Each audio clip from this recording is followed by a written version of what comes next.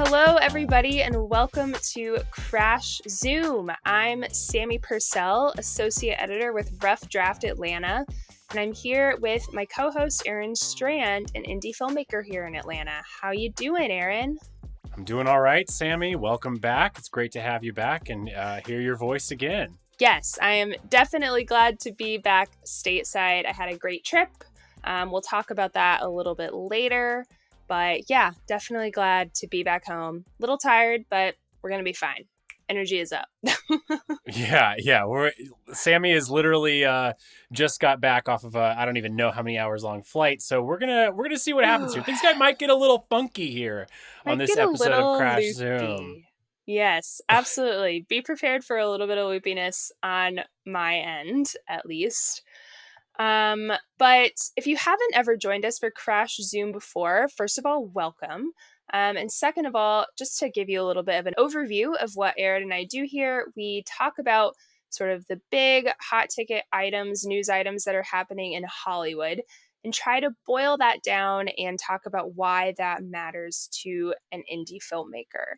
So before we get started today, we wanted to just take a little bit of time to acknowledge the wildfires that have been happening in California. I'm looking at some recent information here, and it looks like the death toll has climbed to 24. And, heading in today, the winds are expected to continue to strengthen up, and there's already been just so much loss, and so many people have been affected by this. I know I've checked in on friends who are in LA. I'm sure you have too, Aaron.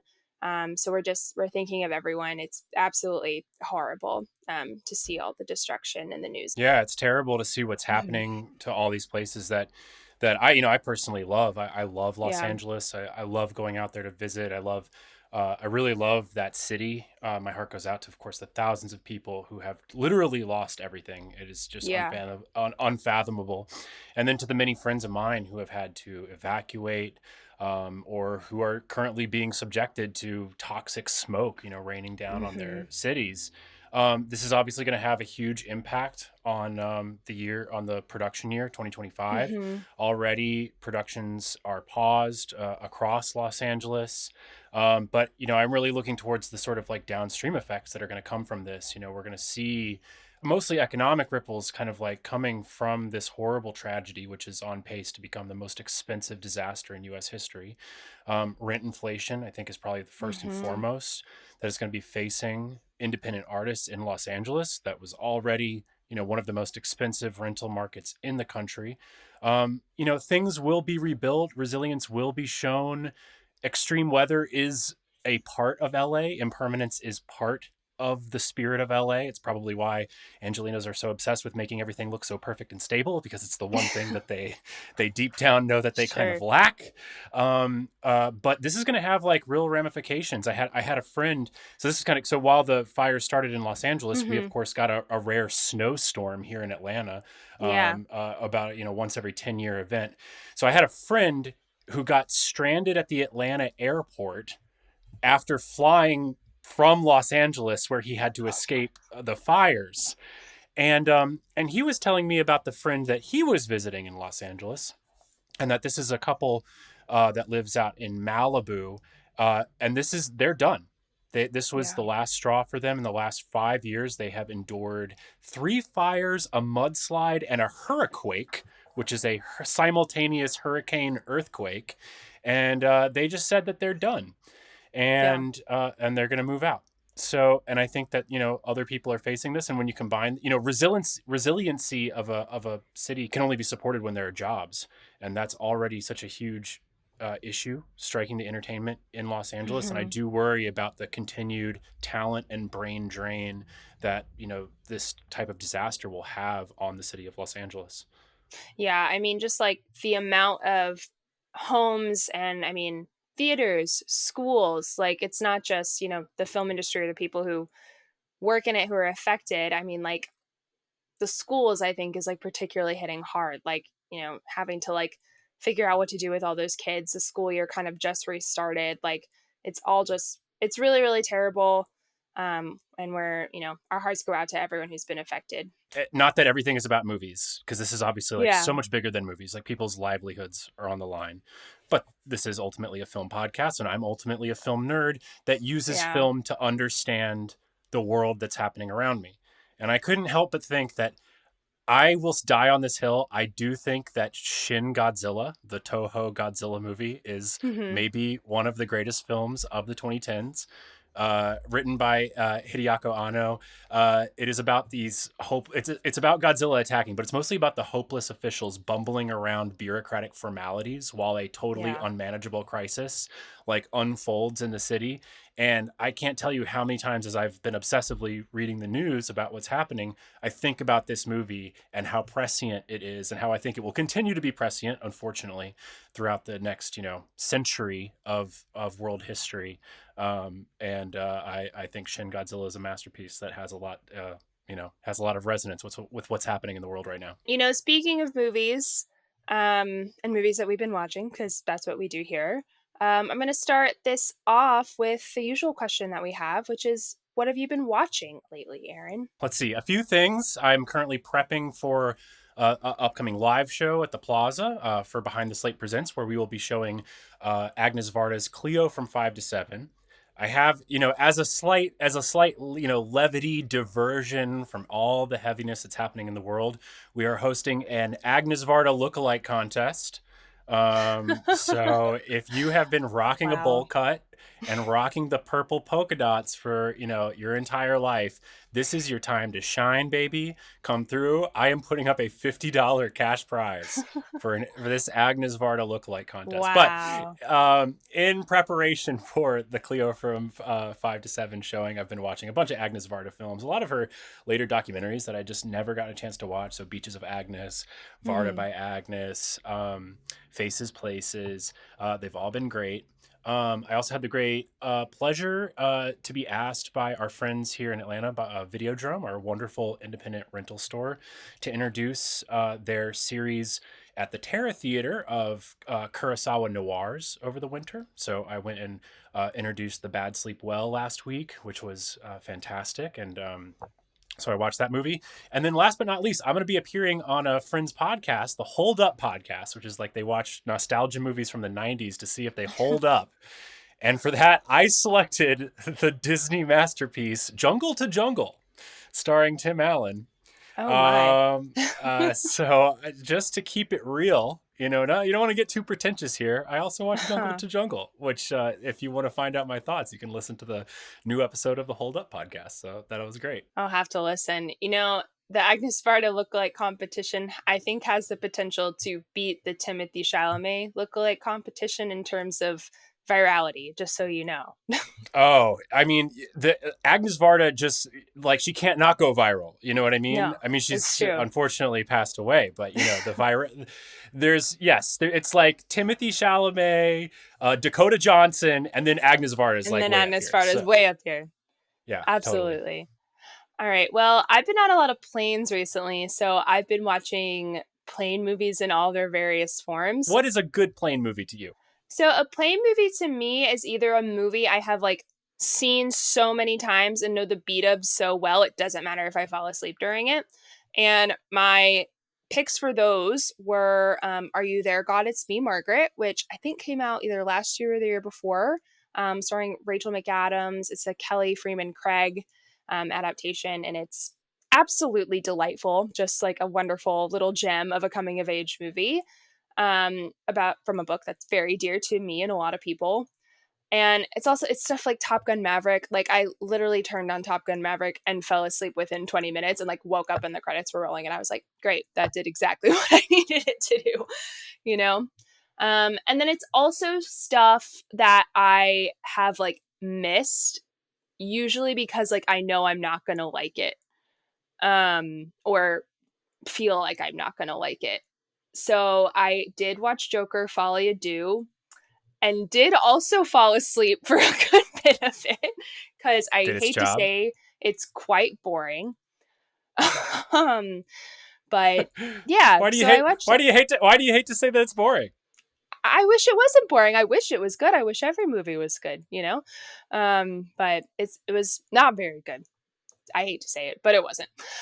Um, and then other than that, so since I got back, I've been, making my way out of the plain movie stuff. And I watched Peeping Tom recently, which was really Ooh, great. Michael yes. Powell's Michael Powell. um, movie that essentially finished his career, which is just wild. And I Ridiculous. loved it. It's so creepy, really good. I think it was Martin Scorsese said something like there are like two movies that can tell you everything you need to know about directing, and it's like 8.5 and Peeping Tom. Which, two great movies.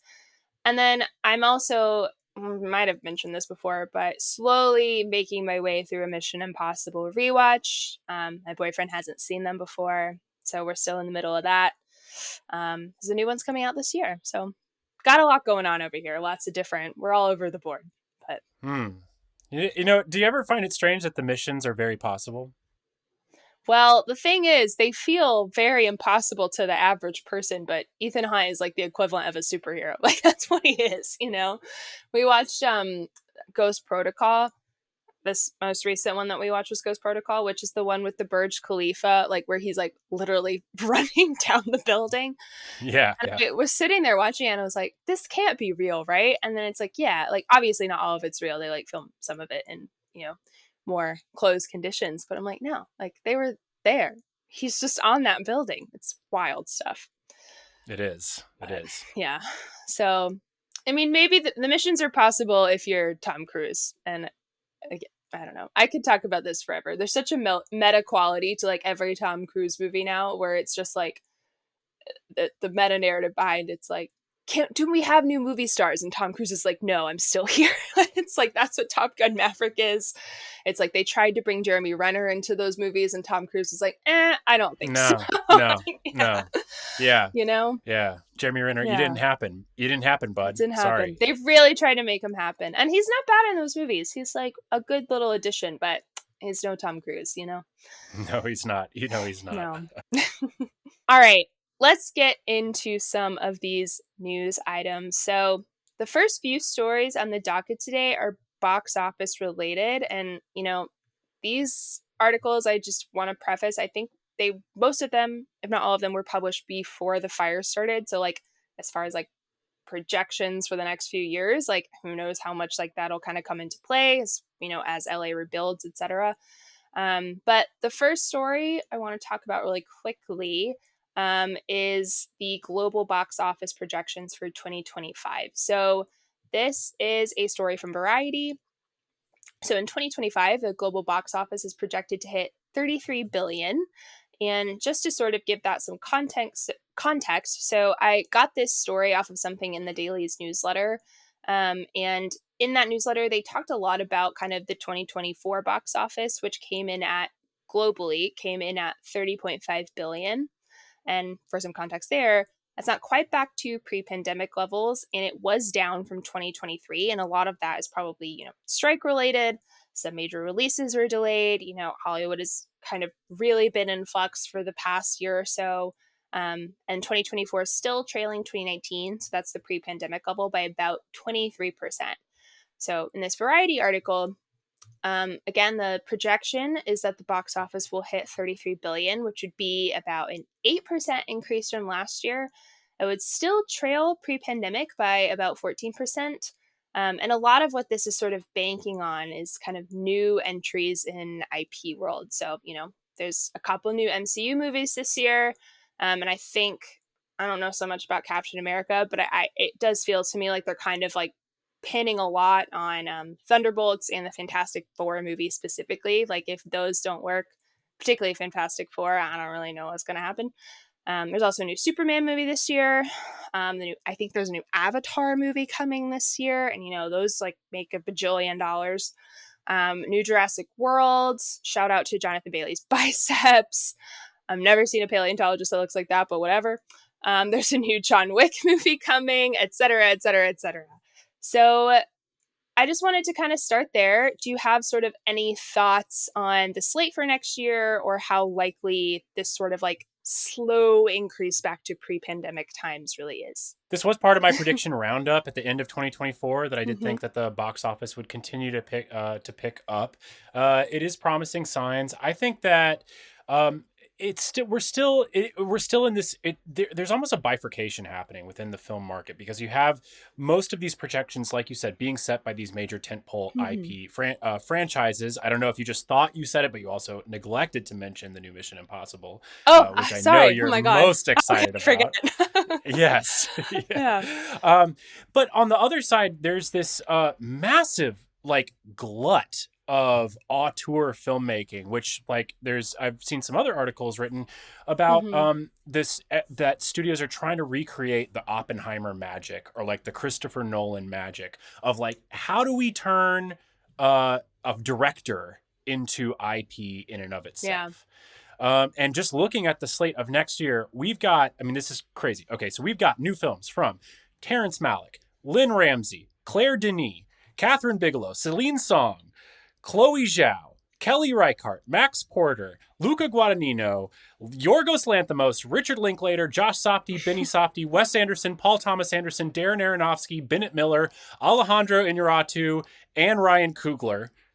Let's And go. that's like, yeah, which on the one hand, yes, is like, yes, let's go. I Yeah. mean, that's really what I like. I can only say so much about IP. On the one hand, this is great news for the non-IP film business. Mm-hmm. However, it also brings challenges. It runs the risk of diluted ticket sales. I think one of the big things I'm looking out for in 2025 is, do we run the risk of that the market becomes oversaturated with this sort of auteur filmmaking? Will the competition be too great? I mean, we literally have like 5 decades worth of filmmakers competing for theater screens, for ticket sales, for important PR buzz. Can the market Mm. support it? And will we come out of this with studio execs saying, well, see, auteurs don't sell tickets, but it's really because like everyone's trying to get through the door at once and they're having the Three Stooges effect of they're getting stuck in the door as they try to go through.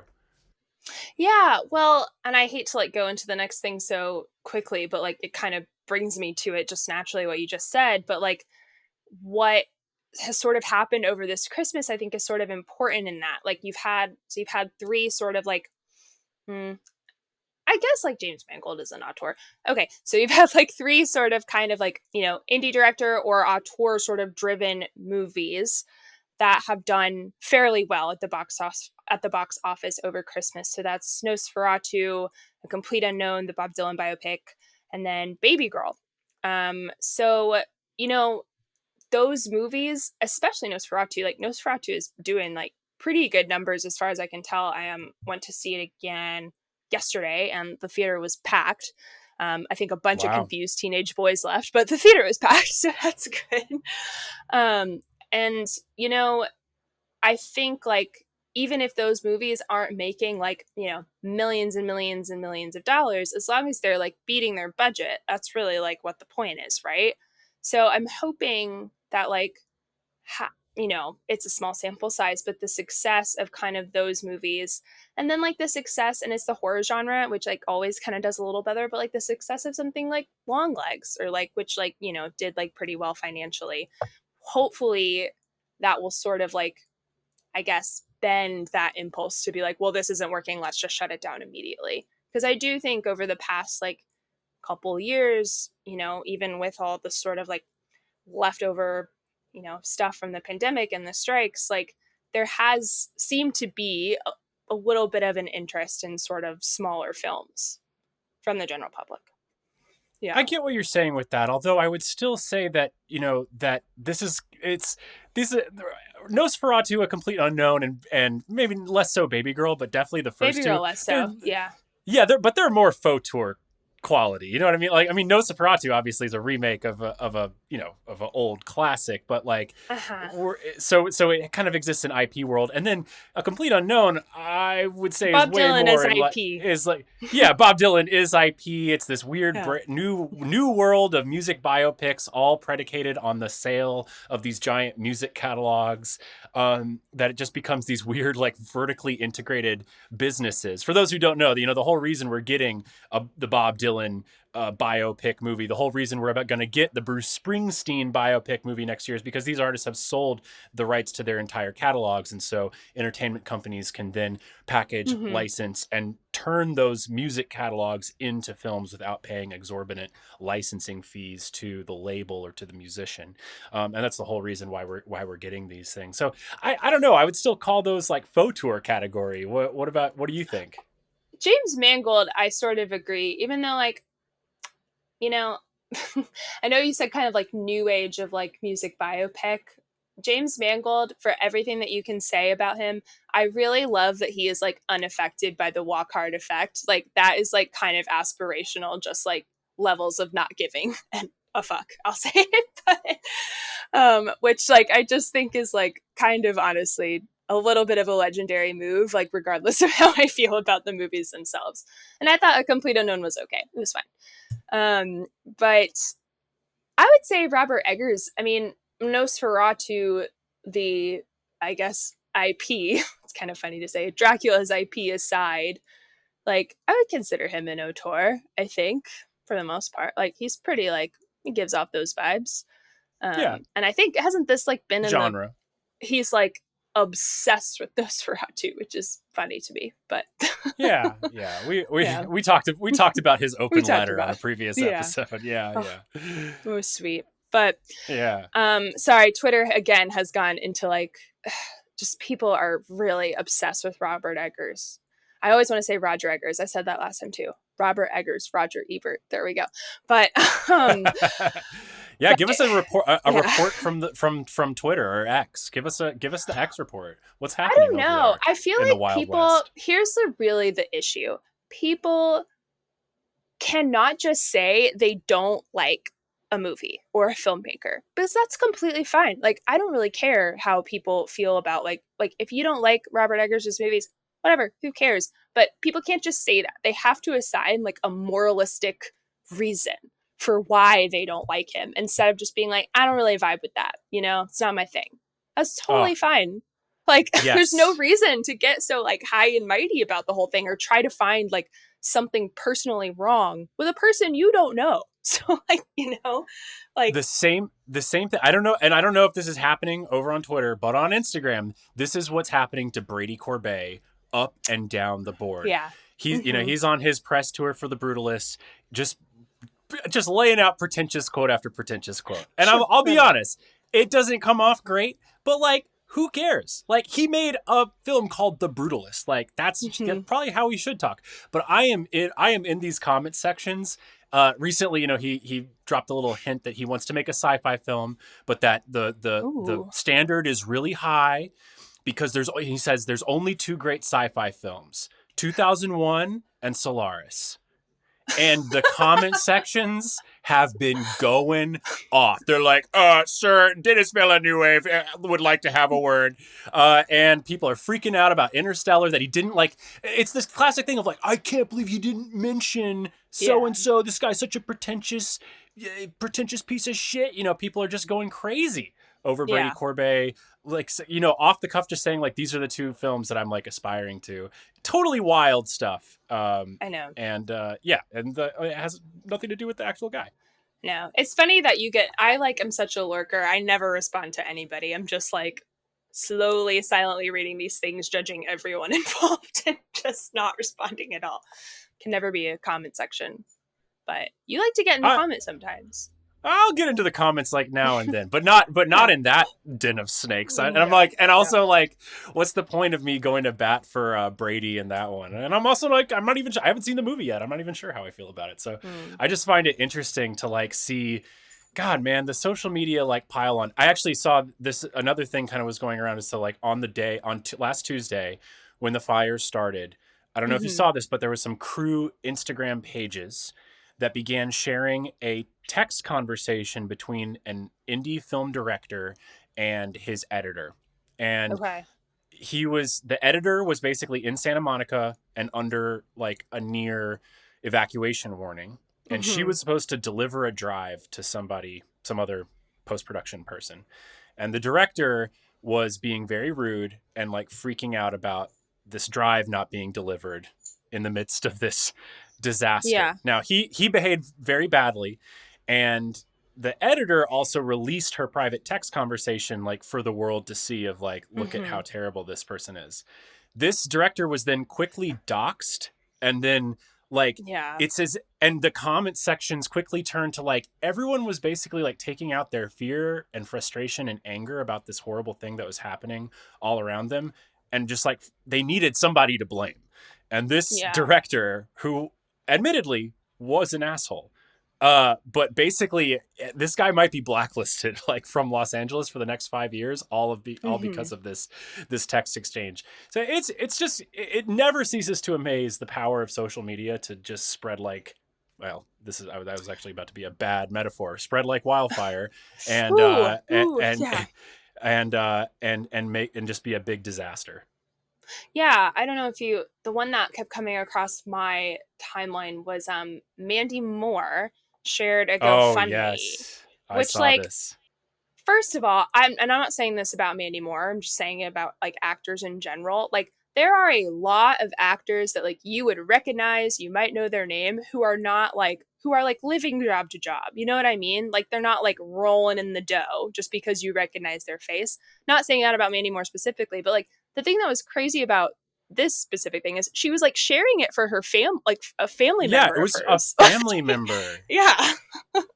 And people just Yeah, which is lost their like, minds. Like, why can't you help her? I'm like, I don't know. Her house just burned down. Like, what? Like, yeah, totally crazy. And like you also, yeah, you have no idea of what you don't have no idea. Don't you have no? You're not quit no counting idea. other people's money. Number one, and Yeah. number two, like you have no idea what sort of like weird family stuff like might be going on there. Like, No. yeah, that was ridiculous. That was It was insane. really Again, ridiculous. all of this sort of like built-in sort of class tension pouring Hmm. out on LA. I mean, I've seen a lot of people saying like, "Why should I care about a bunch of rich people's houses burning down?" Which is just And it's is not just rich so, people. Yeah. such a And terrible also, take. even when a rich, like, first of all, it's not just rich people. And even when a rich person's house burns down, like, that sucks. It's awful. Like, it's not just like money, it's like your memories and your home. I don't know. Yeah, yeah, Yeah. it's just terrible all around, and people's behavior is just terrible, and it's all terrible. So glad All we got to the terrible. bottom of it here on Crash Zoom. Oh, everyone is awful. Just like the Lego movie song, everyone is awesome, but it's everyone is awful instead. Yeah, um, Disney nixed that version. yeah, they did. They were like, oof, too dark. So we talked a little bit about the Nosferatu, A Complete Unknown, Baby Girl stuff. So I'll move on to this other last box office and PVOD related item, which is about Wicked. So essentially, Wicked has set a record for Universal in its first week on PVOD. It made $70 million, being available for people at home to rent and watch, after making 700 million in the worldwide box office. So I also learned about this little tidbit first from the Daily's newsletter. Shout out to them. It's really great. So essentially, basically, roughly about a month. So they released this movie onto VOD on December 31st, so on New Year's Eve. So it had just been in theaters probably like roughly about a month. I think it came out around Thanksgiving, and apparently made like 26 million in the first day. So obviously, releasing films sort of like mere weeks or even during their theatrical release is something that's sort of wafted over from COVID times. And this is sort of being touted as a big example of that strategy not costing the studio money, like taking something like Wicked that is doing incredible numbers at the box office, like out of contention, or, you know, putting it on streaming, or not streaming, but VOD at the same time as it running theatrically. They're basically saying this hasn't cost us money. I think we are both proponents of the theatrical experience. So, how does this sort of land with you? I think the biggest thing here is that we really need to kind of widen the lens out to get some context of what the Go hell we're ahead. even talking about. So first of Mm-hmm. all, PVOD, premium video on demand, is the experience of not a film coming to Netflix. This is a film No. coming to a streaming service, and then you having to pay an additional premium in order to access the film. And it's just trying to recreate something of the home video market.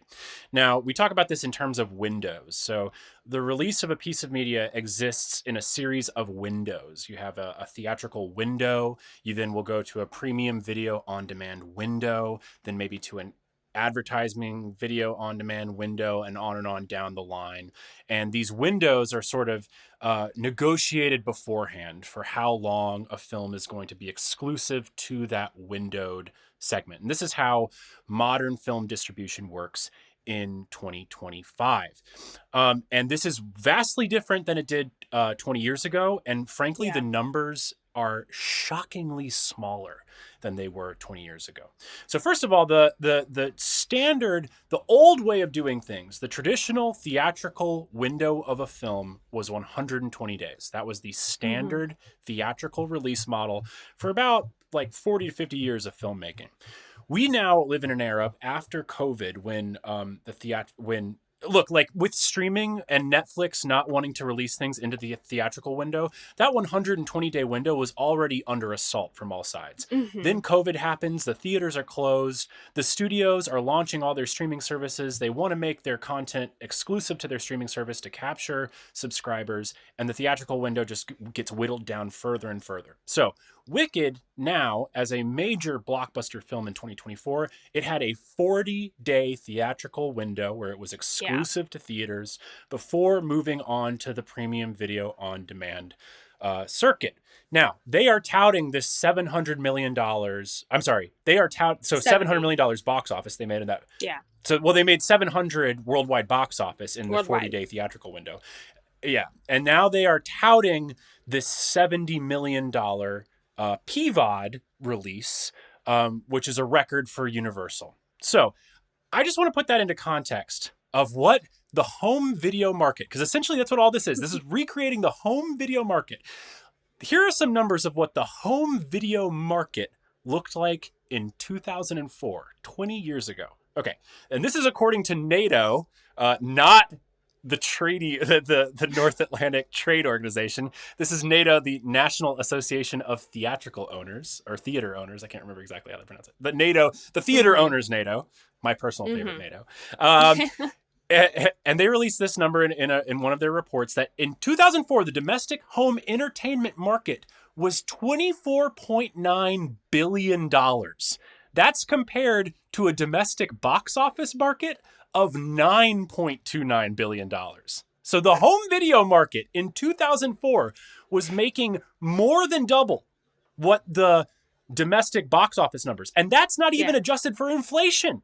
Adjusted for inflation, those numbers, that would be $40 billion in today's market. Remember, Sammie said at the beginning of this episode that domestic box office in 2025 was $8.7 billion. So we're losing out. That's how much the pie has shrunk in the last 20 years. And I want everyone to keep that in mind, because when Universal comes out and touts their $70 million PVOD release, they are counting on the fact that you do not know the history of this art form and you do not know the history of home video release.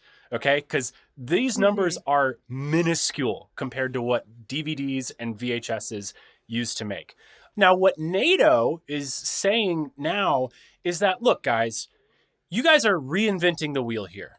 You guys are reinventing the tried and true lesson that we learned way back in the 80s and 90s with home video, which is that if you do a big theatrical release and you do a big marketing campaign for the theater, you're going to sell way more home video and you're going to make more money. And I think that ultimately this press release around the $70 million PVOD success for Wicked, I mean, this is old news. We're celebrating the thing that we already knew, which is like, wow, if you spend, a huge amount of money promoting your theatrical release film, when it does eventually go to home video or PVOD, whatever you want to call it, you're going to make more money. But all of this is just like in the spirit of rebuilding a business model that these people intentionally destroyed. And I find that part absolutely absurd. So golf claps all around, go Wicked, get your money. But man, it ain't nothing like the good old days of 2004. What I don't really understand is, obviously, there are drop-offs like between weekends theatrically and stuff, is, like a lot of people see it, maybe less people see it, et cetera, et cetera, et cetera. And that's pretty normal. But so I guess in the weekend following its release on PVOD, silly term, there was a 50% drop-off for the next weekend at the box office. And I'm sort of like, this movie has been such a juggernaut. Don't you think you might have like the option might be there to like make more money than it would make on PVOD, as you might say, if you just like held on for a little while longer? Like, I really don't understand the kind of logic behind this at all. Really? Like, 700 million compared to 70 million is like such a, I don't know. I just don't really understand the logic when something is doing this well. Yeah, the 40-day release window that they used here is slightly under the average right now, which is a Mm-hmm. 45-day window. So I mean, Yeah. they're right about there. I think this also has to do with the way that movies are released now, which is that like they're released in way more screens than they've ever have before. We do these like 2,500 to 3,000 screen mega releases. Mm-hmm. When once upon a time the rollout was a little bit slower, the expansion was a little bit slower, and that kind of accounted for like the slow crawl. That theatrical window also would sometimes include like second run theaters, which a film like Wicked is just like, Mm-hmm. I mean, very few second run theaters exist anymore, but a film like Wicked is just like totally kind of disregarding in the race to get into those home video sales. And look, all these things are still tied in to like people are still fighting to get their streaming service profitable, to stay profitable, to mitigate churn. So the incentive structure to get films out of theaters and onto these streaming platforms is a huge priority for the executives in these businesses, but Mm-hmm. not like on like, even though they might be sacrificing, a few 10 million here or there if they had kept it in the theaters longer. There's so many movies I can think of. What was the one that came out earlier this year? It was The Fall Guy, which like Yeah. was a perfectly enjoyable thing that like didn't probably hit like quite as hard as they were expecting like at the very beginning, and the response was to just like immediately take it out. And I had a lot of Yeah. friends who were like, oh, like I kind of wanted to see that, like why is it gone so quickly, like they just didn't go right away. Like, Yeah, they don't. yeah. Mm-hmm. They don't allow word of mouth to build. I remember growing up, No. and I mean, again, and this is like talk about like referencing 2004. I remember Napoleon Dynamite being in my local theater Oh for yeah. like a year and a half. Forever. Yeah. You know what I Mm-hmm. mean? And Yes. now it lasted in the theater so long that me and my friends went and rewatched it several times, just to re-experience it. Yeah, I think that like these companies. I mean, look, like they don't value that sort of like word of mouth build. They think that Mm-hmm. everything has to happen all at once or not at all. And the truth is that Yeah. there's more movies coming out now than ever before. So the competition for these screens is so high. Like there's also an incentive structure for the theaters to get one out and Yeah. get the next one in as quickly as possible. So, and it's just this glut of stuff. It's a fire hose. We're trying to drink from a fire hose as an audience, and it's not. More fire metaphors. Oh, geez, God. That Sorry to one point was it out. completely no. Thank you. I apologize to everybody. Trigger warning. No, I may drop more fire illusions. it is like a really easy metaphor, so I don't blame you. Or one that comes to your head kind of naturally. So this next thing I wanted to talk about is a little bit of a, I guess it's not complicated, but it's a legal one. And like I said, I am a little jet lagged, so please bear with me here. So when I first put this story in the docket, it was a Reuters. Reuters? Is that how you say that? Reuters, right? Reuters. Reuters? I can't talk today. Reuters. Sorry. I think Reuters. it's There we Reuters. go. It's Reuters. It's Reuters. Thank you so much. I'm When keeping I this all in. first when I first put this Reuters article in here, the headline was Disney, Fox, and Warner Brothers abandon a new appeal after Fubo deal. That's a lot of words that don't make a lot of sense, so let's dive into it. So, again, when I first put this story in the docket, it was because Fubo TV, which is one of those, like, what are some other kind of Fubo comparisons? Like, there's all those sort of like weird ones on Roku that you're like, what is this? Like, you search a movie and like Tubi comes up. That's another good like example. Like. Yeah, except I mean, they all have these stupid word salad acronyms. But Yeah, Fubo, yeah, to be very specific, it is what is called like a skinny bundle. It is a uh-huh. skinny live Okay, TV bundle that is geared yeah, towards sports programming. So the yes. best Sports is comparison, the thing. yeah, the best comparison for Fubo is it's YouTube TV, but with less of the stuff that you don't want and more of a streamlined skinny bundle experience for the Yeah. sports fan. So basically, Fubo TV had agreed to end litigation against 3 major media companies behind a new live sports service called Venu, as I'm assuming how you pronounce that. It's VENU. And those 3 companies are Disney, Fox, and Warner. So, for a little bit of background, Fubo filed an antitrust suit against those 3 companies back in February of 2024, basically claiming that this joint venture, the creation of Venu, would destroy competition and inflate prices. So obviously, they're a sports streamer. That's what they're concerned with. Fast forward to now, when I first put this in the docket again, they had voluntarily dismissed the lawsuit because Disney announced that it would merge its Hulu and live TV business with Fubo. So basically, bottom up, gobbled them up. Then, today, January 13th, a Deadline article comes across my desk that says Venu Sports joint venture scrapped by partners. So it's all done. Just 5 days after that first piece of news, it's all over. Shocking twist. Well, this quote from the Deadline article was essentially like, quote, Deadline hears that while the 3 partners all ultimately agreed to kill Venu, they were not always energetic as Disney in pushing that outcome. Disney, which is the one that bought Fubo in the first place and has been, focusing on launching ESPN Plus. And I'm like, yeah, no shit. What do you mean? Of course Disney was like, maybe we don't have to do this anymore. It's funny to me that it all just it's been a year of litigation, and then 5 days later, after they settled, they're like, never mind. And I think there are some, I'm pulling up the article right now, but there are a few, I think it was DirecTV and a couple of others who are trying to lobby to sort of keep the kind of basis of the suit in the courts, which is that it is sort of a monopoly and it would cause higher prices, no competition, et cetera, et cetera. But I'm like, yeah, of course, buy out the company and then leave all your partners in the dust. Why wouldn't you do if you were Disney? It's a very Disney move, very Iger, some real Iger kind of corporate shenanigans going on, but also just kind of cutthroat business practices. That's the thing that's so interesting about this. I mean, first of all, this is a real problem for sports fans, myself included, which is that outside of the cable bundle, you cannot find where to watch the game you wanted to watch, where to watch your favorite team. Everything is scattered across all these streaming services. They don't communicate with each other. You can't flip back and forth like you used to be able to do on the cable bundle.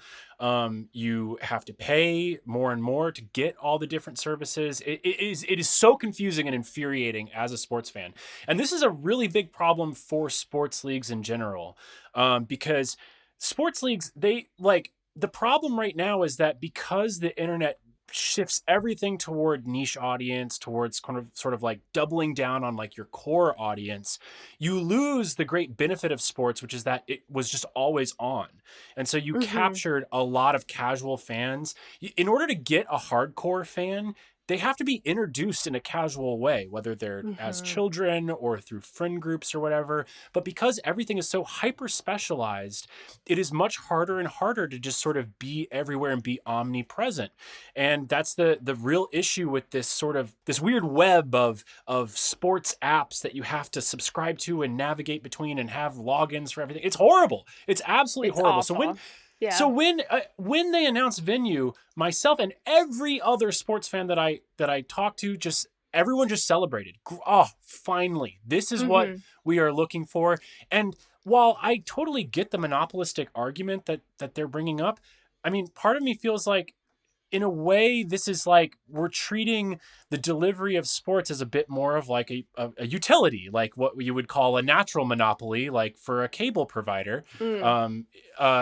That rather than a sort of competitive marketplace. Now, look, this gets into really dangerous territory, because I think that's what, Google argues in all of its antitrust accusations, that they are essentially operating as a natural monopoly. And we've seen, and I've argued on this show about how the enshittification of the internet is a byproduct of sort of the internet being a great place for quote unquote natural monopolies to form. And I think that that's really bad. All I know is that this is solving a core problem, a core problem that sports fans have, which is that we can't find the stuff that we want. And it's so confusing and hard. So I as much as I have a lot of love for the lawsuit and like the monopolistic accusations that were being brought up, I Mhm. mourn the loss of Venu. Um, it's such a Disney prisoner's dilemma behavior to like join with their top competitors, kill competition, and then stab them all in the back as soon And as then they be buy like, out. It's just yeah. wild on their part. But man, I am really disappointed that Venu's not going to happen. What about you? I didn't even really think of it from that perspective because like so I like sports like especially I love baseball and I didn't watch the Braves for like a year simply because I couldn't figure out how to. Like I would like listen to it on the radio, but like I didn't have, it was before I had YouTube TV and at some point they weren't even on YouTube TV, then like this whole Bali sports debacle and then like Comcast and Bali were like feuding for a while last season and it was like a whole other Oh, thing. You it's couldn't watch it terrible. anywhere.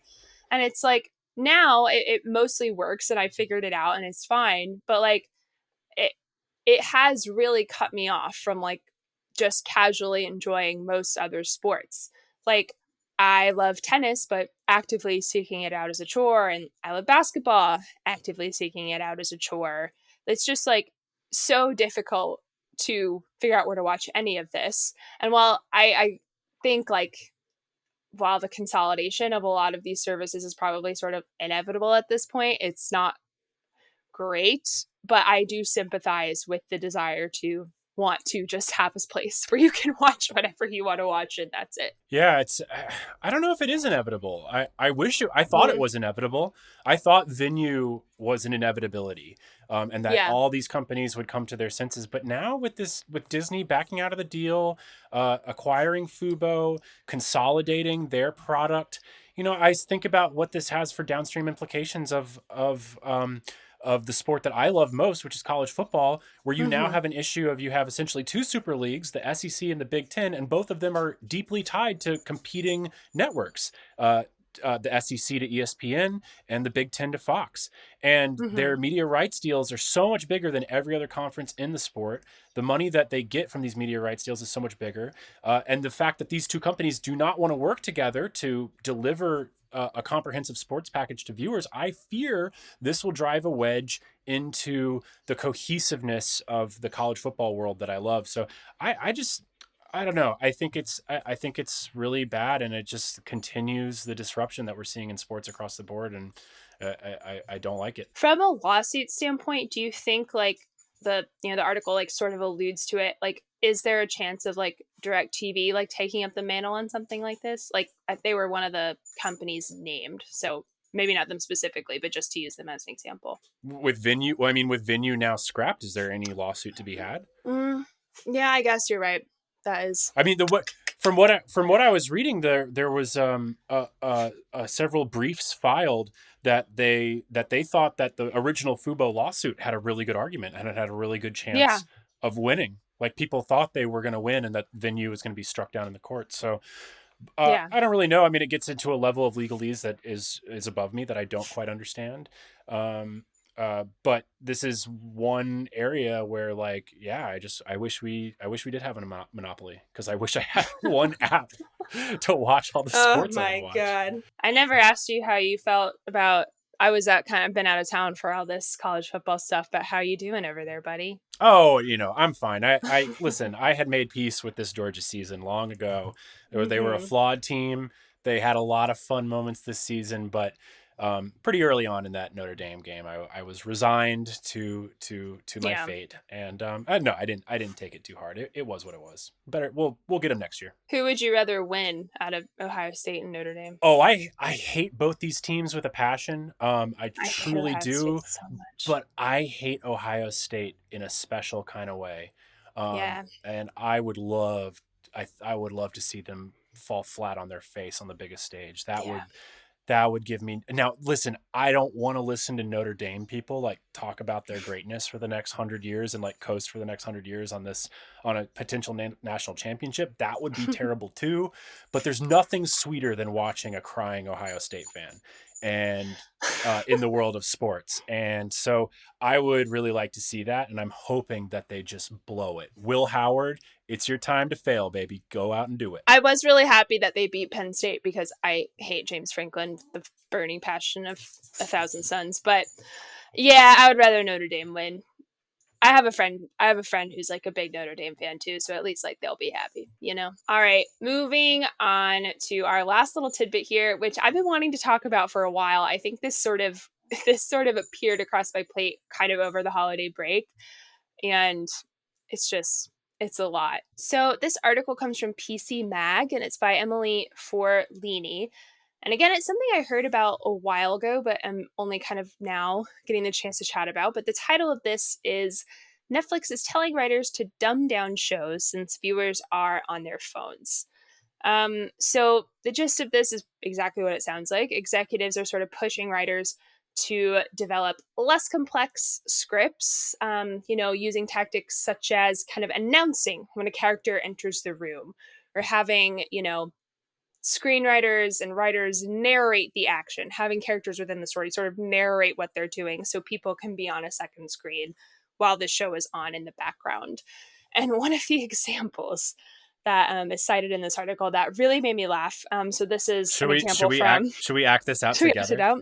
Yeah, Okay, sure. Wait. you can be Lindsay. You can be Lindsay Lohan. Okay, I only put the Lindsay quote in my notes, so let me pull it up here. His quote is so funny though. Okay. Yeah, I'll play James. Okay.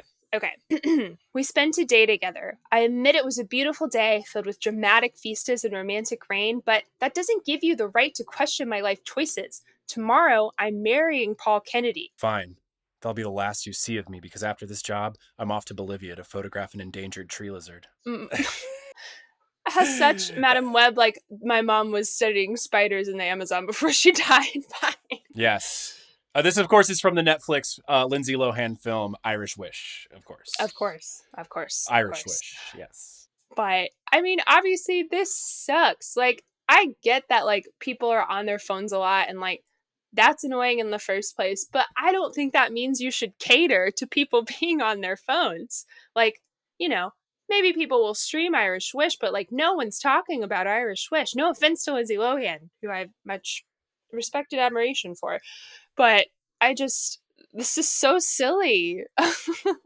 Yeah, I mean, we've sort of, this has been like talked about for years now. I mean, there was a Hollywood Reporter story in 2023 where producer Justine Bateman said, quote, I've heard from showrunners who are given notes from the streamers that this isn't second screen enough.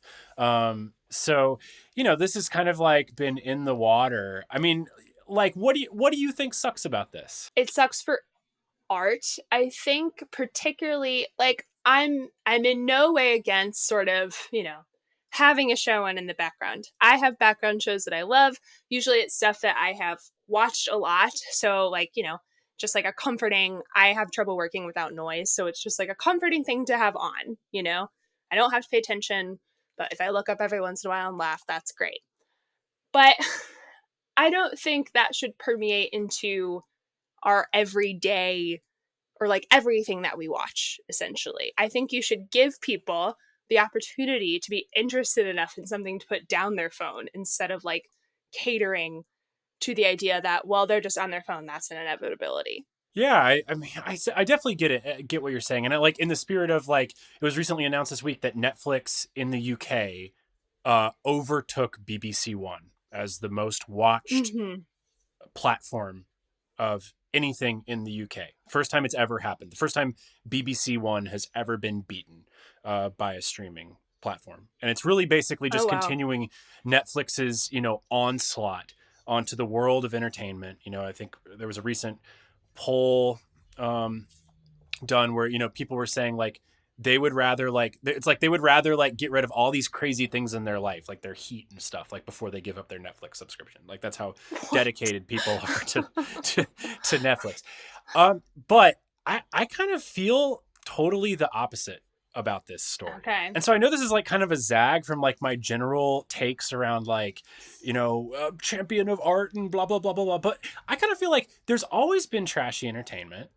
there will always be trashy entertainment. Like, why can't we just, like, if Netflix wants to make trash, if they want to make background drivel, who cares? Let them make background drivel. You don't have to, like, the shocking thing is, like, you don't have to work with them and you don't have to pay for them if this is, like, so upsetting to you. And in fact, I think that audiences are so fickle and get bored so easily.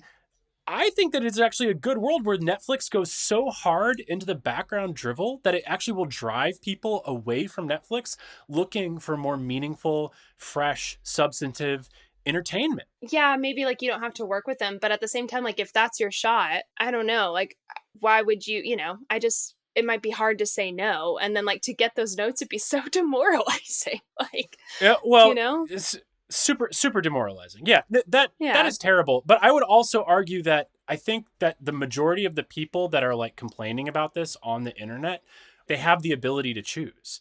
The writers that are having to pitch their shows to Netflix and that are choosing to pitch their shows to Netflix, like ultimately, Mm-hmm. like you choose like who you take your show out to. I mean, granted, like it's a Mm-hmm. really hard business and you're going to take whatever opportunity you have, but Yeah. like Yeah.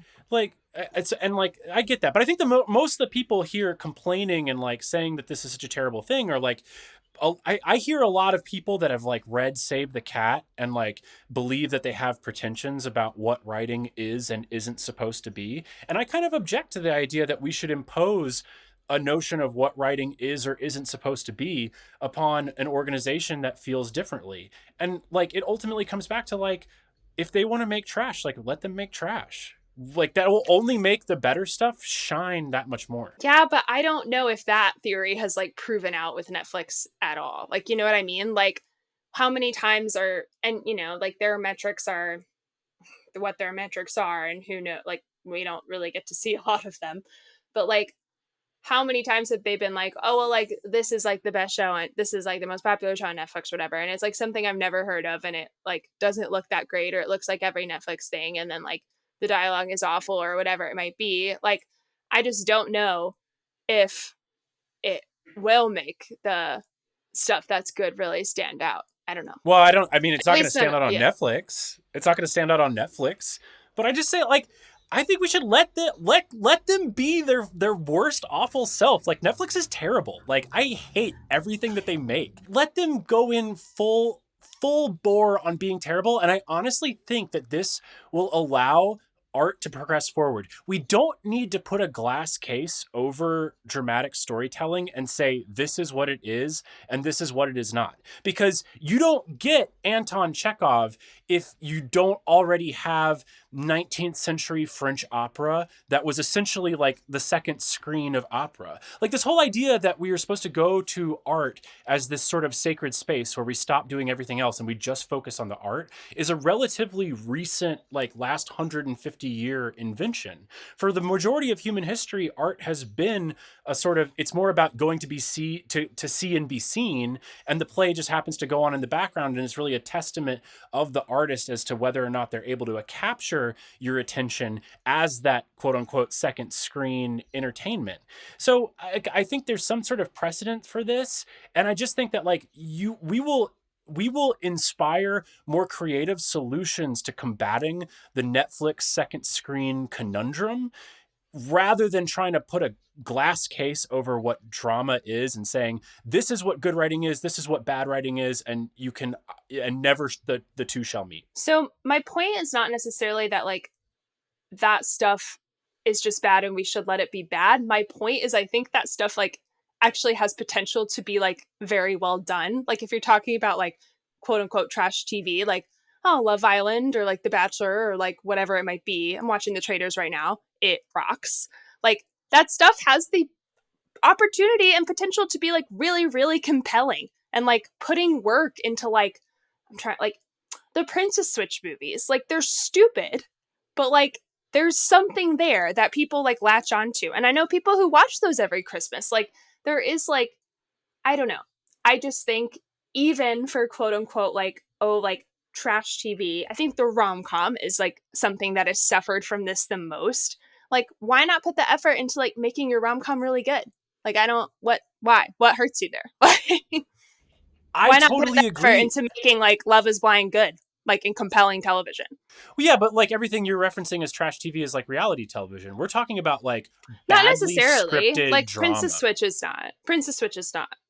Or Yeah. like what's like another one that like so stuff like the Kissing Booth movies. I think that's a great example. They're really bad.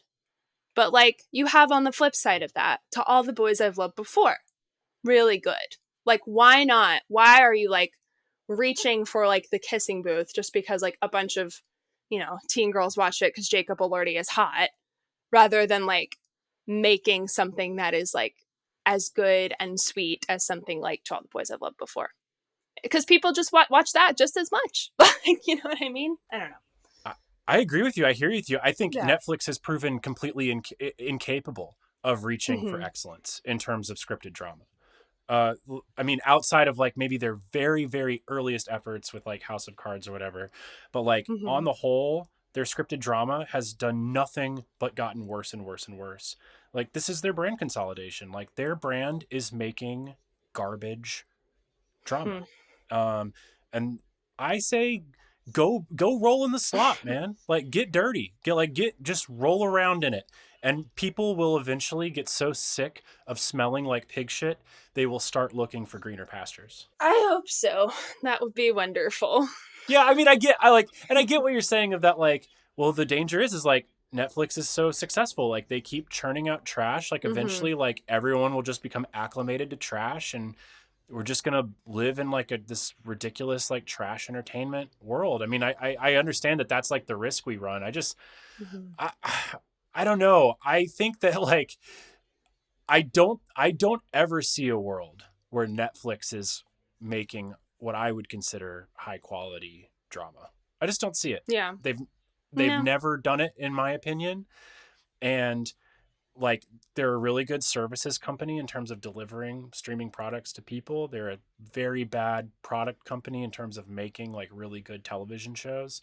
So I just say, we'll just, obviously I'm just saying the same thing over and over again, but like, Yeah. just let them do them. I don't know. Yeah. Yeah, you do you, Netflix. Go for it. And I hope every writer that gets told to actively make their show shittier, I hope they leak it to Hollywood Reporter, because I do think, or Deadline or whatever, because like I think that's Mm-hmm. also like part of it. Like, writers need to advocate for what they think is great, and what they think is right and wrong, and also like they need to let everyone know of like you get into bed with Netflix, like This this is what is who you're getting happens. into bed. Yeah, this is who you're getting Yeah. into bed with. Because right now, on the Hollywood polling side, people still rate Netflix as their number one preferred pitch destination, and I don't understand why. Outside of the sort of creative freedom and lack of oversight that Yeah. they give Well, to production teams, but that also has like terrible repercussions. So I just don't get it. I just don't get it at all. yeah. I don't know. Well, sorry. I think that's all that we have today. But we like to finish off this podcast every week asking what is something that's making you happy or hopeful or that you're looking forward to. Man, of all the weeks to ask that question, this is a toughie. I do Oh. think that seeing the way that the LA community has come together. Mm-hmm. Um, friend of Behind the Slate, friend of the show, Noam Kroll, who has his own fantastic podcast and runs tons of a great filmmaker in his own right, and runs tons of filmmaker resources. I saw him posting recently that he's giving free rental equipment to any filmmaker that has like lost their equipment in the fires. His Mm-hmm. wife is like literally hand making meals for anyone that is displaced. Seeing the beauty of communal action as a result of these disasters is an incredible thing. And I just hope that the people of Los Angeles and everyone who's been affected is able to land on their feet and get the needs get their needs met. What about you? Yeah, I know we said earlier that all people are awful, but I do think, obviously, like there aren't upsides to something like this happening, but it is um hopeful to me to see how many people just want to help, even people who like don't know might not know anyone or whoever it might be. That is really gratifying. um I am excited and also anxious because I have to plan everything out still. And Atlanta Jewish Film Festival is going to come up soon, and that's like a whole other thing. But Sundance is next week, and I'm going. So that's super exciting. That is fantastic. I can't wait to hear about all of your journeys. I think we should also, like, maybe we can start next week's episode with a little tales of your travels to India, since we've gone long today. So tune in next week. I'm going to drop a little teaser in, and Sammie will tell us about her incredible trip to India. I can't wait to hear about it. We'll lead the show next show, assuming that some other horrible disaster hasn't happened. Oh God, we'll I hope not. Shows. Yeah, we'll lead next week's show. Yeah, with your trip to India. Otherwise, thank you everybody for listening. This has been fantastic. Sammie, I'm so glad that you're back. As always, you can follow us at Crash Zoom Podcast on Instagram and TikTok. You can email us, crashzoompod@gmail.com. That's crashzoompod@gmail.com. You can follow me on Instagram at Stranded on Stage. You can follow Sammie on X at Sammie_Purcell8. As always, this has been fantastic, and until next week, I will talk to you later. Talk to you later.